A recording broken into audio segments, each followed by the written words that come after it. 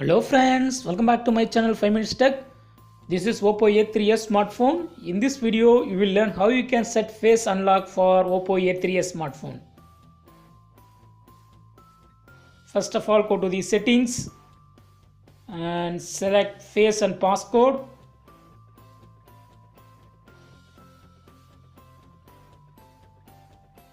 Now select face.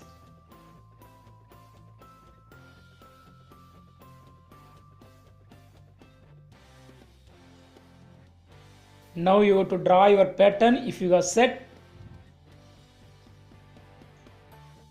and click on enroll face and keep your phone in front of you. That is, the camera will be starting for capturing your face. Yes, it's enrolled. And now check whether it's working or not.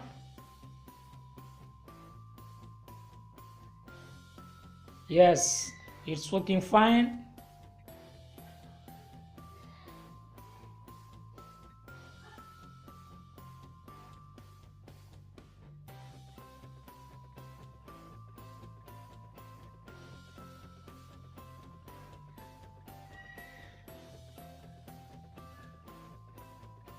Once again I check it.